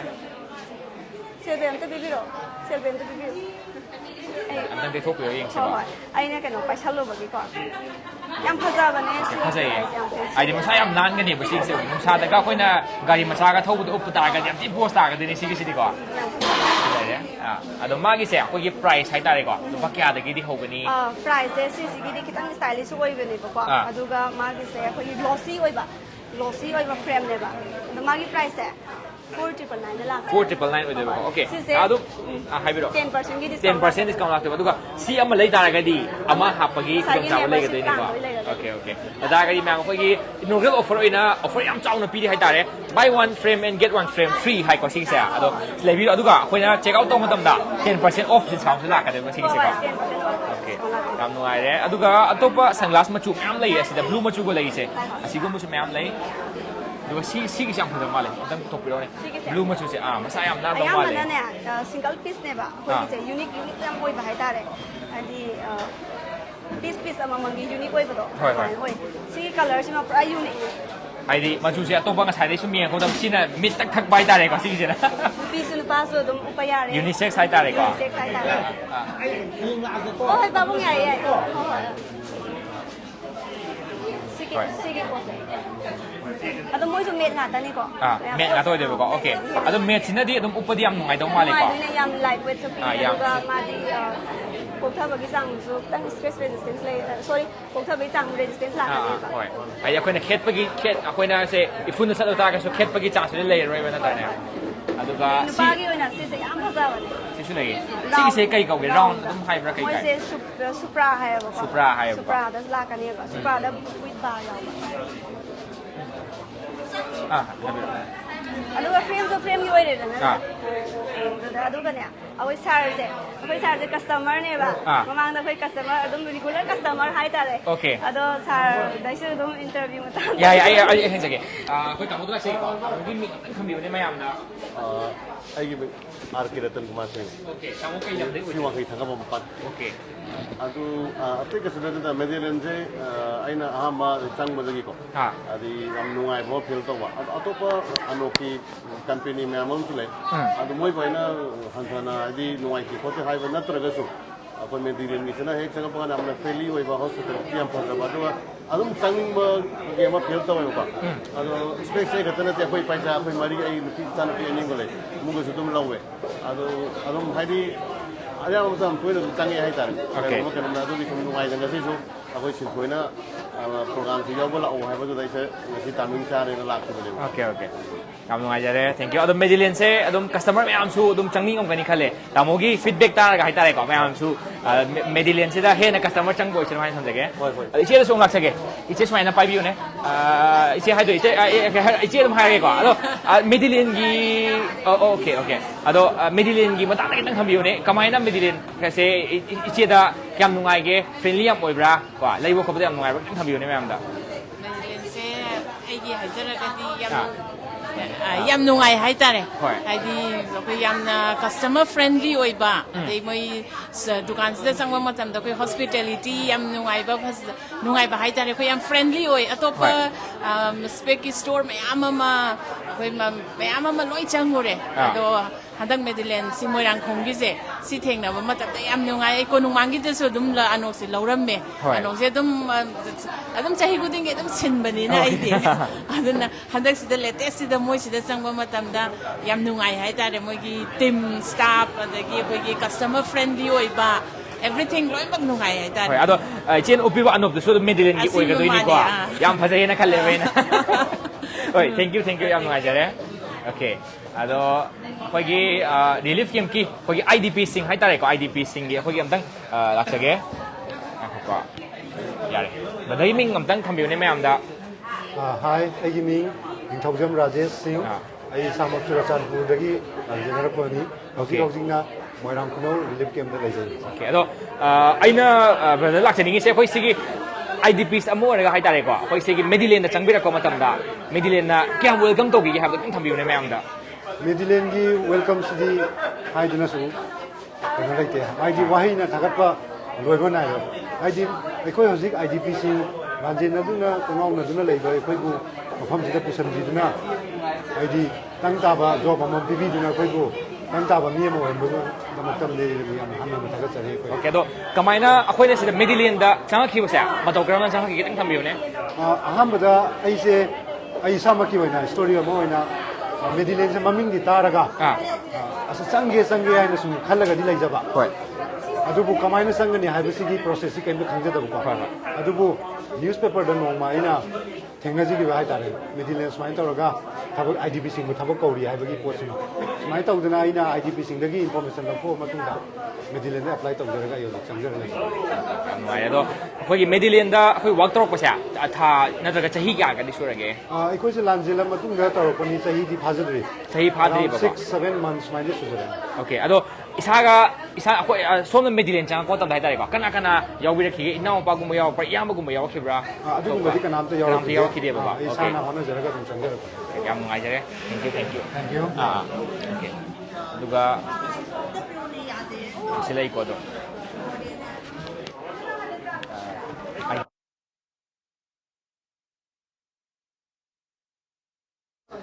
okay yaar okay brother dong la sage ko brother gi ming kai kauge antang thabiu ne ma'am da ai gi ming zero Roshini khawjam ko ba ai sa gi lai pham na to bung awak sai khai da gi ne ba hoi do hajing na khura thong tak to aduga Tombisana high school haina jama na thane ba da koi abung education ni makha da ran to ba edi adugi lithium da lai ja ba ne okay ado brother smaina khoi gi Medilane changbirak ba matam da kamai na kai phau gi gi thambiu ne ai de khoi se lanjen na ko matam da di thabuk chuningai chang yam lei pon di na da seng hai ka da di ko ado chida chang ko de gi di pura life change amadi oram ga de ne ba ka thambiu ne mayam da du experience to ai de ai na Medilane sanga pho matam da ko ai se matam ma da di hai de lan manung jumangai re lan matung hai de ridul kem da lai bi khoi je ka ngau na lai ram ne ba ka ngau ne kari tau si ge kai thabak pu tau si ge hai de like tam na tau ba ai hojik pu de graduation loi jare ba ado smai tau jam hai de matam ni da khoi na selling saning ba lai ram ba jing do ma ipa jing da khoi na hai ba ngam da ba do hai de kai ge no hai ba da khoi pra zero de ko ba sama na do ne ba ai de ma ipa da hai ba jung ngam da ba khoi na ai na college saning ga jo college me ki jai saning ga jo chappa ngam gi da ba khong ga ma ne ba ado khoi na Medilane da gi yaw pa da gi hai de adu gum gi awa ba su lai tre plus ai khoi gi in cha sa khoi gi men na hai de adu gum ba awa ba sing do khoi da ko khan bi hai de su thabak ga khoi domina da na ko ai khoi khang da ba kari ka hang to jin to ga yam lu na sa na nusin na lai mi ne ba ada yam nungai atopa do akhoi gi thabak suning bai tare ko thabak se akhoi gi IDP se yam lei thabak su da ba ka do thabak se moina haidi sujage khan ba tara ga di kamaina akhoi na brother na Medilane changbe rakhi se sumaina moi su kamaina chang ko ya da gi nang thambiu ne mayam da hai de sumaina tau bun lai hai de akhoi na Medilane da thabak sanga ki bhai je ai gi ikhura ge college ki through da gi to sanga ki bane ba ha da hai de kamai to thabak no je ai totally nil salame ba nil salama ga ese ai de akhoi gi in charge akhoi ne na ta pri dan tambi dan se ai care gi matang ne ni khopani de no jo bun to se sina career ma se ma su ya yan hai ba do akhoi gum ba hai de IDP kang gu sing thabak to ni ba le ga di Medilane da la piyo ado akhoi ne se do angam ma mateng pang je ge akhoi gi khangja ba hai ja ba knowledgeคนจะต้องมางั้นมาเต็งปังเลยอารมณ์ปุ่นนะกว่าอารมณ์เขามีนาวายตาเลยกว่ารู้ตัวมีนาวาโอเค thank you ครับนุ่งไงเนี่ยโอเคjuga oke itu IDP sing saya kana wa gadana me amse dum wa gadana kana IDP sing oh sister dong nak sege sister IDP sing gadani ko ai chapage ya oke sister gi ming nang thambiu ne me amda ai ming naw re nu si toi ai han sila le piro hangan na ko amdang ai piro ming dom tanga ai ming naw re nu si toi han na bu toru magla de ne bai je hojing na ulo relief camp da lai ba oke kwai thel store da oi na optician oi lai ba de ba hoi kwai thel gi ko oke do ta ga di seng asi koi thok lak pa ni na ne seng hai ga de ko koi hai di koi Medilane company gi oi na function ta ba ni koi me hoi mane adu mane hai je so akoi sister na Medilane chang bi rakhi ba sa kamai na chang bi rakhi thambiu ne kana gi thu da gi di chang bi rakhi ge koi ja ke na CMESSS ki through da gi chang pa ne ba ado moina budi 1 year soina koi gi training je pi ba ne ba di thabak se ado koi gi thabak hai di sa ba ne di dum koi gi kaino skill gi oi na dum makha ta na opportunity pi ni hai ba do pi ra ga di dum makha ta na yaw gi ne di khal ne okay ado sister se Medilane da thabak gawrak padagi hai tare ko Medilane gi team orak padagi di yam thina life change tarong do di male ko hanagi oiram ba film duga hoji oi film se thambiu ne hanagi oiram da duga hai di hanadi lan jalak padagi hai di khoi hana kaino tarom duga di yam thina change oi lan jalak padagi di lan ꯒꯦꯝ ꯃꯐꯝꯗꯒ ꯂꯩꯔꯝꯅꯤ ꯕꯣꯔꯤꯡ ꯆꯨꯕꯗ ꯑꯗꯒꯤ ꯀꯩ ꯃꯤ ꯀꯃꯥꯏꯅ ꯇꯧꯅꯤ ꯉꯥꯡꯅꯅꯤ ꯑꯝꯇ ꯈꯪꯗꯦꯕ ꯑꯗꯣ ꯁꯤꯒꯤ ꯊꯕꯛꯁꯤꯗ ꯌꯥꯎꯕꯗꯗꯤ ꯃꯤ ꯀꯃꯥꯏꯅ ꯂꯣꯏꯅꯒꯅꯤ ꯑꯗꯩ ꯃꯤ ꯑꯃꯗ ꯀꯃꯥꯏꯅ ꯉꯥꯡꯒꯅꯤ ꯈꯣꯠꯀꯅꯤ ꯑꯗꯨꯒꯤ ꯃꯇꯤꯛ ꯍꯥꯏꯗꯤ ꯑꯩꯈꯣꯏꯗꯁꯨ ꯅꯣꯂꯦꯖ ꯑꯣꯏꯅ ꯄꯤꯌꯦꯕ ꯑꯗꯨꯒ ꯇ꯭ꯔꯦꯅꯤꯡꯁꯨ ꯌꯥꯝꯅ ꯄꯤꯌꯦ ꯑꯗꯨꯝ ꯍꯥꯏꯗꯤ ꯊꯥ ꯈꯨꯗꯤꯡꯒꯤ ꯇ꯭ꯔꯦꯅꯤꯡꯁꯨ ꯇꯧꯋꯦꯕ ꯑꯗꯨꯝ ꯃꯦꯗꯤꯂꯦꯟ ꯑꯩꯈꯣꯏꯗ ꯀꯥꯟꯅꯕ ꯐꯖꯅ ꯐꯪꯉꯦ ꯑꯗꯨꯝ ꯍꯥꯏꯗꯤ ꯌꯥꯎꯅꯤꯡꯕ ꯑꯗꯨꯝ ꯍꯥꯏꯗꯤ ꯑꯇꯣꯞꯄ ꯃꯤ ꯂꯩꯔꯁꯨ ꯑꯗꯨꯝ ꯃꯦꯗꯤꯂꯦꯟꯁꯦ ꯌꯥꯎꯍꯟꯖꯅꯤꯡꯉꯦ ꯍꯥꯏꯗꯤ ꯀꯥꯟꯅꯕꯗꯣ ꯑꯗꯨꯒꯤ ꯊꯕꯛꯁꯦ ꯐꯪꯉꯁꯨ ꯍꯥꯏꯗꯤ ꯄꯩꯁꯥ ꯈꯛꯇꯪꯒꯤ ꯅꯠꯇꯦ ꯑꯗꯨꯝ ꯍꯥꯏꯗꯤ ꯑꯩꯈꯣꯏꯗꯁꯨ ꯅꯣꯂꯦꯖ ꯁ꯭ꯀꯤꯜ ꯑꯗꯨꯝ ꯍꯥꯏꯗꯤ ꯑꯦꯅꯤ ꯑꯗꯨꯝ ꯄꯤꯌꯦꯕ ꯃꯥꯅꯤ ꯃꯥꯅꯤ ꯍꯥꯏꯗꯤ ꯑꯩꯈꯣꯏꯅ ꯅꯣꯂꯦꯖ ꯇ꯭ꯔꯦꯅꯤꯡ ꯌꯥꯎꯍꯧꯔꯕꯅꯤꯅ ꯑꯦꯅꯤ ꯑꯩꯈꯣꯏꯅ ꯇꯧ ꯍꯥꯏꯔꯛꯄꯗ ꯉꯝꯒꯗꯣꯏꯅꯤ ꯁꯦ ꯀꯁꯇꯃꯔ ꯑꯃ ꯑꯣꯛꯅꯕ ꯍꯥꯏꯇꯥꯔꯁꯨ ꯉꯝꯗꯣꯏꯅꯤ ꯅꯠꯇ꯭ꯔꯅꯦ ꯑꯅꯣꯞ ꯌꯣꯟꯕ ꯅꯠꯇ꯭ꯔꯒꯁꯨ ꯑꯇꯣꯞꯄ ꯊꯕꯛ ꯑꯃ ꯇꯧꯔꯛꯄ ꯃꯇꯝꯗ ꯌꯥꯝ ꯊꯤꯅ ꯐ꯭ꯔꯤ ꯑꯣꯏꯅ ꯍꯥꯏꯇꯥꯔꯦꯀꯣ ꯇꯧꯕ ꯉꯝꯒꯗꯣꯏꯅꯦꯕꯀꯣ ꯑꯗꯨꯝ ꯍꯥꯏꯗꯤ ꯃꯤ ꯑꯃꯗ ꯍꯥꯏꯗꯤ ꯑꯩꯈꯣꯏꯅ ꯈꯛꯇꯪ ꯍꯥꯏꯗꯤ ꯌꯨꯝꯗꯗꯤ ꯂꯩꯔꯗꯤ ꯑꯩꯈꯣꯏ ꯑꯗꯨꯝ ꯃꯄꯥꯟ ꯊꯣꯛꯂꯛꯇꯕꯒꯤ ꯑꯗꯨꯝ ꯀꯩ ꯉꯥꯡ ꯈꯣꯠꯅꯤ ꯈꯪꯗꯕ ꯑꯗꯨꯗꯣ ꯁꯤꯗꯗꯤ ꯑꯗꯨꯒꯤꯗꯤ ꯂꯩꯇ꯭ꯔꯦ ꯍꯥꯏꯗꯤ ꯃꯤ ꯑꯃꯗ ꯋꯥꯉꯥꯡ ꯁꯉꯥꯡ ꯍꯥꯏꯗꯤ ꯐꯖꯕ ꯑꯗꯨꯝ ꯍꯥꯏꯗꯤ ꯃꯌꯥꯝ ꯄꯨꯟꯕꯒꯤ ꯑꯗꯨꯝ ꯍꯥꯏꯗꯤ ꯀꯩ ꯍꯥꯏꯅꯤ ꯑꯗꯨꯝ ꯀꯥꯟꯅꯕꯗꯣ ꯐꯪꯉꯦ ꯑꯗꯣ ꯁꯤꯁꯇꯔꯅ ꯃꯦꯗꯤꯂꯦꯟ ꯌꯥꯎꯔꯛꯈꯤꯁꯦ ꯆꯍꯤ ꯑꯃ ꯍꯦꯜꯂꯕ ꯀꯌꯥ ꯑꯃ ꯐꯥꯗ꯭ꯔꯤꯕꯀꯣ ꯊꯥ 3 ꯐꯥꯔꯦꯕ ꯑꯣꯀꯦ ꯑꯗꯨ ꯇꯥꯔꯒꯗꯤ ꯆꯍꯤ ꯑꯃꯗꯤ ꯐꯥꯔꯛꯀꯗꯧꯔꯦ ꯀꯨꯏꯗ꯭ꯔꯦꯀꯣ ꯑꯣꯀꯦ ꯑꯗꯣ ꯂꯩꯕꯗꯤ ꯍꯧꯖꯤꯛꯁꯦ ꯀꯥꯏꯗ ꯂꯩꯔꯤꯅꯣ ꯑꯩꯁꯨ ꯍꯧꯖꯤꯛꯁꯦ ꯎꯂꯧꯔꯤꯗꯤ ꯀꯦꯝꯗ ꯂꯩꯌꯦ ꯑꯗꯣ ꯑꯗꯨꯗꯒꯤ ꯑꯗꯨꯝ ꯍꯪꯒꯥꯟꯗꯥꯗꯤ ꯆꯠꯂꯤꯌꯦ ꯑꯣꯀꯦ ꯑꯗꯨꯝ ꯁꯤꯗ ꯑꯗꯨꯝ ꯂꯥꯛꯄꯅꯦꯕꯀꯣ ꯍꯥꯏꯇꯥꯔꯦꯀꯣ ꯑꯣꯀꯦ ꯌꯥꯝ ꯅꯨꯡꯉꯥꯏꯖꯔꯦ ꯊꯦꯡꯛ ꯌꯨ ꯑꯣꯀꯦ ꯑꯣ ꯁꯤꯗꯁꯨ ꯑꯩꯗꯤ ꯑꯣꯏꯗꯣꯏꯅꯤꯀꯣ ꯑꯣꯀꯦ ꯑꯩ ꯍꯥꯞꯀꯦꯀꯣ ꯑꯗꯣ ꯁꯤꯁꯇꯔꯗ ꯑꯩ ꯂꯥꯛꯆꯅꯤꯡꯉꯤꯁꯦ ꯑꯩꯈꯣꯏꯒꯤ ꯃꯦꯗꯤꯂꯦꯟꯁꯦ ꯀꯃꯥꯏꯅ ꯇꯧꯒꯦ ꯈꯤꯇꯪ ꯊꯝꯕꯤꯌꯨꯅꯦ ꯃꯦꯗꯤꯂꯦꯟꯁꯤ ꯂꯥꯛꯄꯗꯒꯤ ꯑꯩꯈꯣꯏ ꯌꯥꯝꯅ ꯏꯝꯄ꯭ꯔꯨꯞ ꯂꯩꯔꯦ ꯍꯩꯔꯝꯗꯕ ꯀꯥꯡꯕꯨꯁꯤꯡ ꯌꯥꯝꯅ ꯍꯩꯒꯠꯂꯛꯑꯦ ꯑꯗꯨꯒ ꯑꯩꯈꯣꯏ ꯍꯥꯟꯅ ꯊꯕꯛ ꯀꯩꯀꯥ ꯐꯪꯉꯝꯗꯕ ꯍꯥꯏꯇꯥꯔꯦꯀꯣ ꯑꯩꯈꯣꯏ ꯍꯥꯟꯅ ꯊꯕꯛ ꯐꯪꯗꯕꯩ ꯌꯨꯝꯗ ꯑꯋꯥꯕ ꯃꯩꯆꯥꯛ ꯀꯌꯥ ꯈꯪꯈꯤꯕꯁꯤꯡꯗꯣ ꯁꯤ ꯂꯥꯛꯑꯒ ꯈꯤꯇꯪꯗ ꯑꯣꯏꯔꯒꯁꯨ ꯑꯩꯈꯣꯏ ꯀꯣꯛꯄ ꯉꯝꯖꯔꯦ ꯑꯣꯀꯦ ꯑꯗꯣ ꯑꯩꯈꯣꯏꯒꯤ ꯃꯦꯗꯤꯂꯦꯟ ꯆꯪꯉꯛꯄꯁꯦ ꯆꯍꯤ ꯀꯌꯥ ꯆꯍꯤ ꯁꯨꯔꯕ ꯆꯍꯤ ꯐꯥꯗ꯭ꯔꯤꯕ ꯐꯥꯗ꯭ꯔꯤꯕꯀꯣ ꯊꯥ ꯃꯔꯤ ꯈꯤꯇꯪ ꯍꯦꯜꯂꯝꯃꯅꯤ ओके अब तारगदी तुम मेडिलेन चांगपदगी पूरा लाइफ से चेंज अमदी ओरमनी है खल्लेको अदुगा हाइदि से हाना हैरमदब महि क्या अमा हौजे अखोय मेडिलेन की टीम द यावरपदगी हेनदि हेगलमगदने अदो मेडिलेन द मैम अखोयगी एकदम यावबिनिंग बचिनाव सिंग लेरेगसु को आईडी पेज ओरगसु अदुम कांटेक्ट तोबिरक याय मेडिलेन की इंस्टाग्राम पेज लैको अदो मेडिलेन द कॉल तोबिरागा अदुम पाव फन बे सिस्टर दि कै लमदा लैबो ओइदो आइजे मोरेदगिने मोरेदगी को ओके अदुगा आचार्यम शांति शर्मा कौरी आई मोरेदगी 1 नंबर 7 दगी लाख 1 नंबर 7 दगी अदो हौजिकती करम्बा अखोय केनो द लैरिनो ब्रांच दा हौजिकसे आई मोरांखोम ब्रांच अदुम मोरांखोम लैदुनेबको ओके अदो दागादि दम मोरांखोम ब्रांच दा मैम लाक्पि मतमदा कोइ सिस्टर सिन थेंनागदैनिको मैम दम सिस्टर दगी अपाम्बा पोचै सिंग हाइतारेको एनी फ्रेम की मतंगदा और कोइ लेंस की मतंगदा अदुम हंगकांदा को अदुम हंबिबा यानी सिलागा अखोइना अदुम गाइड तौगनी होय अदो अइना हंजनिंगसे सिस्टर दा होइगी सिस्टर की क्वाइदगी पाम्बा फ्रेम से करमबनो अइना क्वाइदगी पाम्बा फ्रेम हाइतारदिको पाम्बा से मखलदि मैम लैगरे अदो मखल से खरि येंगसेबा हाइदि सिस्टर ना पाम्बदो मे तोबसु पाम्बा याय नतरने अदो खरि येंगमिना सेमतंग करम करमबा लैगरेको होजिकि अखोइगी बेसदा हाइदि अखोइगी चहीदा उपकदबा फ्रेम जे सिगुंबा आइकॉनिक आइकॉन चही हाइसे चही क्या सुरगे 25 को ओके चही जाम कन्ना याम दौरी हाइतारे को अदा सिगुंबा फ्रेम से आइकॉनिक आइगुंबा अदुगा अखोइगी से टॉम हार्डी गुंबा मागे शेप से खितंग डिफरेंट ला सिगी से अखोइना कै ओवेल से कै हाइदोन सिगी शेप से सिगी से अखोइ ओवेल जुनते ओवेल चंग हाइतारे हेक्सा हाइतारे को हेक्सागोन हेक्सा की टाइप हाइतारे को हेक्सा की टाइप हाइतारे मागे शेप से खितंग शेप से मखल मखल मैम लैगनी को अदुगा सिस्टर दी केट आईडी पाम दब्रो से समना हारबदा आई जस्ट टेक ऊपर पक्का हाइदा अदो हाइदी सुम हाइदी सुम ऊपर येंगो गदाने एसिदि एगा चानै ने खन दम यावब्रा ꯅꯨꯄꯤ ꯑꯣꯏꯅꯗꯤ ꯍꯧꯖꯤꯛꯀꯤ ꯑꯁꯤ ꯈꯤꯇꯪ ꯀꯦ ꯔꯥꯏꯁꯀꯨꯝꯕ ꯆꯪꯕꯁꯦ ꯑꯅꯝꯕꯅ ꯅꯨꯄꯤꯒꯤ ꯑꯣꯏꯅꯗꯤ ꯁꯤꯒꯨꯝꯕ ꯎꯞꯅꯩꯌꯦꯕ ꯑꯗꯨꯒ ꯃꯥꯒꯤꯁꯦ ꯌꯥꯝ ꯐ꯭ꯂꯦꯛꯁꯤꯕꯜꯁꯨ ꯐꯪꯒꯅꯤꯀꯣ ꯁꯤꯒꯤꯁꯦ ओके फ्लेक्सिबल सुमाइना अदुम से थेको फिजिन अदुम यागदैने सिगिसे को यामना फ्लेक्सिबल फंगनी अदुगा मागी गारंटी वारंटी से अदुम लेरक वारंटी से कोइना चही क्या गदि लैगे मागी से सी वारंटी से था तरुक ओइदेबा को 6 मंथ्स ओइदेबा कैगुंबा था तरुक की मनुंग जिदा मागी मचु को खिबा अदुगा अखोगी फिजिकल टच नतबिदा कैगुंबा फ्रेम दि तेखिबा तारगदि अखोइ नौना सिंबगे रिप्लेसमेंट दि ओके अदुम फ्री रिप्लेसमेंट तौगदैने बा अरे अदुगा अतोपा फ्रेम याम लै नुपागिना करम साइड ओगे सोम साइड ओदर नुपागिना अदुम यूनिसेक्स नुपा नुपी अदुम कंबाइन तौरेको ओके याय नुपागी से नुपागी ख्वाइदगी मेनली ओइबा लुक साइड तारेको अदुम खंगम दौ माले ख्वाइदगी मेनली ओइबा लुक से सिगी से अनोपा याम लेटेस्ट ओइना सि थोइएबको ओके सी कई कौगे मागी से रेक्टेंगल चिंगदरा रेक्टेंगल चिंगदिने सिगी से rectangle shape yam unique ओइए सिगी amtang ado nupi na su upad ya dia do si ko amtang try daw sai okay okay so kali yang upad ding mai na ada si dum nupi gi male sige je ano ba furin da hai tare ko sige je apoi ge sahi kitang apoi office ka ba ni aduga sahi kitang senior ni jing asi ko ko yam lem ba hoi ada magi nakanda design am si yawe magi temporary yam phadana la si su yawe phajai yam na ko si su lai re aduga atopa mayam lai ko mayam makhal sige rimless ko la ka ni sige rimless dum phajai yam na ko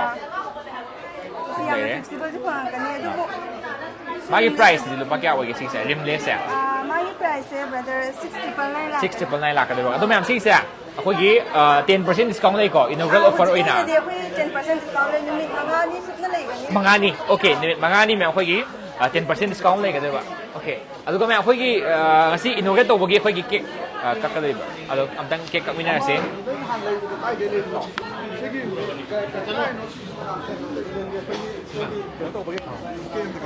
Yai.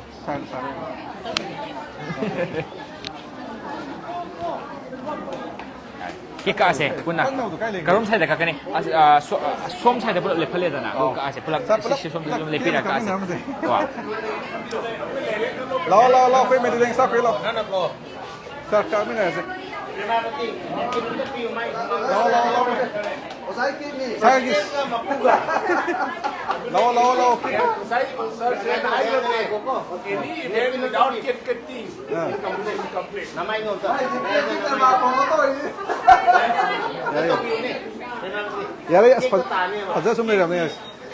lao ka ke ko sa pai sa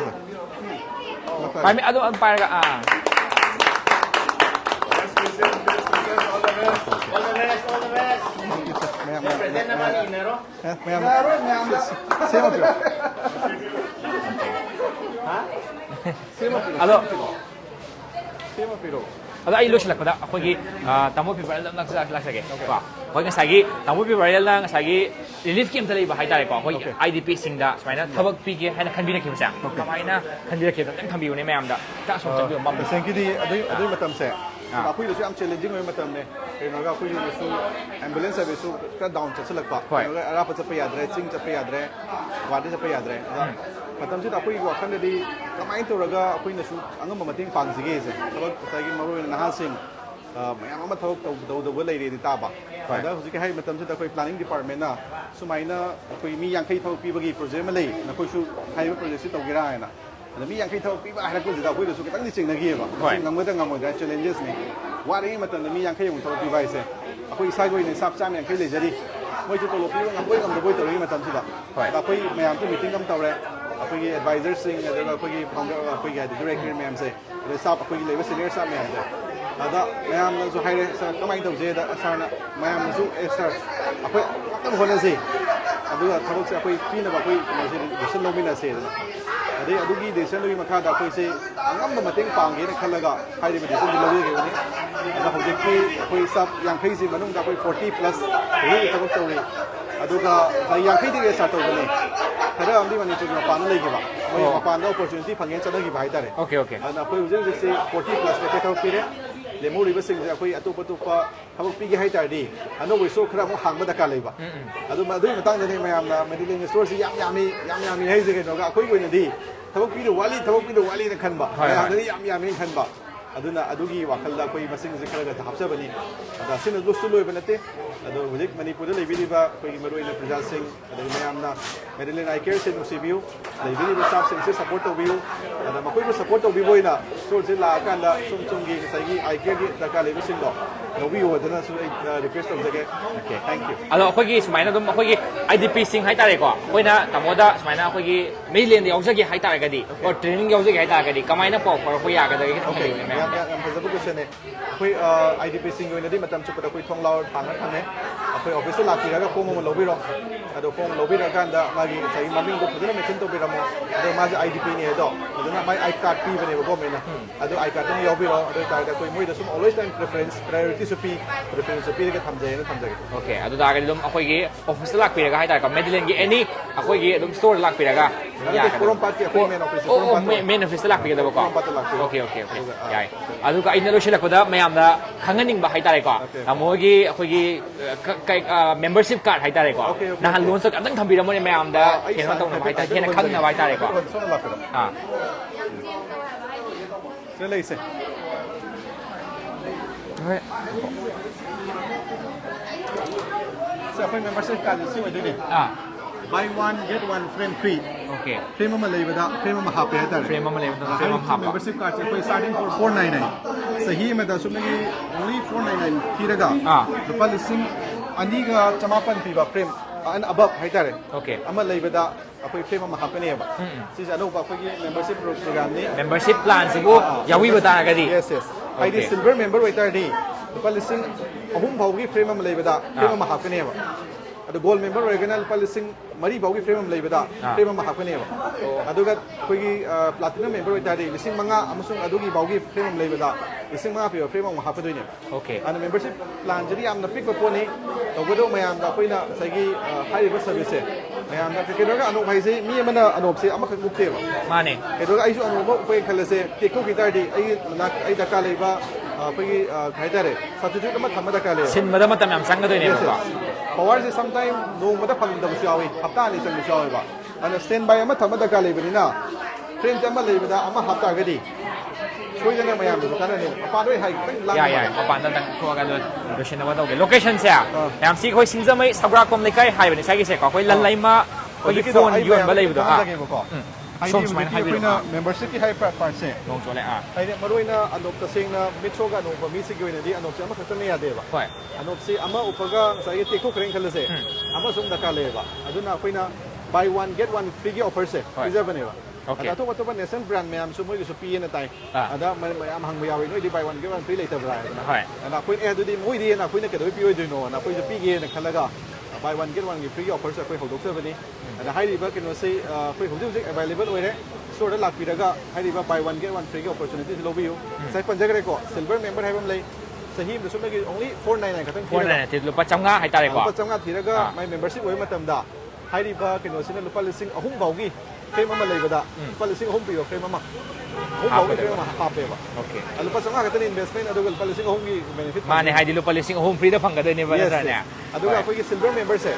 seasonal magi kino je 699 khatane ba 700 khatane ba 700 ko aduga mai na pi lupa lising mari baugi pi frame ama lupa lising mari baugi yes ama leibada ama hape ba okay adu chamana na koi platinum member se adu silver member gi kana ba se sini mi ama khatane ba gold sini mi family mi hum bau kana ba okay hai di silver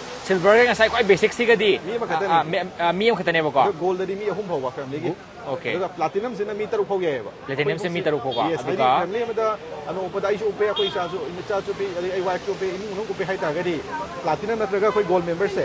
yamna moi gi di yam chana ba hai ta re kenaga mai sai membership oi ta di kana ba yam pi ri ba even akoi even 10% discount pi ri membership oi ba sig goina ana med id taseng anu pi ra ba imong manung pi ra ba anu pada paisa kha save to bi khala ba di membership se ma loksin di ona Medilane lak piraga Medilane gi main office lak piraga membership lo bi di membership store da okay any store dum jai ko okay ata ga dum any adom ka nakna ba hai tare ko adom store khuding makta adom la aga adom gi chana ba akoi gi membership am pairaga chana ba friend khan bi wai tham je ga duka loshilak pala sigi akoi gi Medilane any brand sa pung kya da gi hang pung kya bo hang ga ne okay so akoi gi na brand se pung nipan di hang ga pung nipan de lole pung nipan okay adu 12 hour service pi de ba kam ba pung nipan phau le adan sunday su hang ko me sunday su adu di san atu bana khale sunday di thong lom rai na sunday je khoi thoi na hang je kai na ga sat sing office of music gi na di official inga da koi sagi man yingning ba khop do sudi lo phang ba phang da bu yawe moi khanje raga koi sunday numit hangi aduna mayam maroi na sadra sing ado office of sing gi na di sunday numit lakpa podong sa ba le ga di lakki bu se okay yam ngai jare thank you mayam adum akoi sigi Medilane akoi gi Moirangkhom branch sida mayam adum lakbi ba yare ngasi dagi akoi gi innovate tawraga ganda service bi hawrabani ko ngasi dagi Medilane eye care ko Medilane eye care se koi Moirangkhom gi koi lan laima leibu se mayam lan laima lai ada le ko sai aduga sai se akoi gi Moirangkhom Sougaijam Leikai haina khangnabani sagi se ko ado sagi sida dum lakpi da matam da dum Medilane eye care ha ga chauna tharaga leibani aduga KFC ada le ko KFC leire KFC dagi somgi akoi gi kai hai tare Moirangkhom room da ꯆꯠꯄꯒꯤ ꯂꯝꯕꯤꯗ ꯑꯣꯏꯒꯗꯣꯏꯕꯀꯣ ꯑꯗꯨꯒ ꯁꯤꯗ ꯑꯩꯈꯣꯏ quick and easy ꯂꯩꯔꯦꯀꯣ quick and easy ꯁꯤꯒꯤ ꯍꯦꯛ ꯑꯣꯄꯣꯖꯤꯠꯇ ꯑꯩꯈꯣꯏ ꯁꯤꯒꯤ ꯃꯦꯗꯤꯂꯦꯟ ꯑꯥꯏ ꯀꯦꯌꯔꯁꯦ ꯃꯌꯥꯝ ꯂꯩꯕꯅꯤꯀꯣ ꯑꯗꯣ ꯃꯌꯥꯝꯁꯦ ꯂꯥꯛꯄꯤꯔꯒ ꯑꯗꯣꯝꯅ ꯄꯥꯝꯂꯤꯕ ꯁꯔꯚꯤꯁ ꯑꯣꯔ ꯑꯦꯅꯤ ꯐ꯭ꯔꯦꯝ ꯂꯧꯒꯦꯔꯥ ꯅꯠꯇ꯭ꯔꯒꯁꯨ ꯑꯩꯈꯣꯏꯒꯤ ꯂꯦꯟꯁꯁꯤꯡ ꯂꯧꯒꯦꯔꯥ ꯍꯥꯏꯕꯅꯆꯤꯡꯕ ꯑꯩꯈꯣꯏꯒꯤ ꯁꯔꯚꯤꯁꯁꯤꯡ ꯑꯗꯨꯝ ꯂꯥꯛꯄꯤꯔꯣ ꯃꯐꯝ ꯑꯁꯤꯗ ꯑꯗꯨꯒ ꯑꯗꯣꯝꯅ ꯄꯥꯝꯂꯤꯕ ꯈꯨꯗꯤꯡꯃꯛ ꯂꯧꯕꯤꯔꯣ ꯍꯥꯏꯅ ꯊꯝꯖꯒꯦ ꯑꯗꯨꯒ ꯃꯌꯥꯝ ꯉꯁꯤ ꯑꯣꯏꯅꯗꯤ ꯁꯤꯡꯖꯃꯩ 16 ꯊꯥꯗꯕ ꯂꯥꯏꯐ ꯂꯣꯏꯁꯤꯟꯖꯒꯦ ꯃꯇꯥꯡ ꯁ꯭ꯋꯥꯏꯗ ꯌꯦꯡꯕꯤꯔꯤꯕ ꯑꯃꯗꯤ ꯁꯤꯌꯔ ꯇꯧꯕꯤꯔꯤꯕ ꯄꯨꯝꯅꯃꯛꯄꯨ ꯊꯥꯒꯠꯆꯔꯤ ꯃꯌꯥꯝ Medilane eye care dagi sunglass or any frame label lakpiyu hain thamjage aduga mayam ngasi oinadi loisinjage live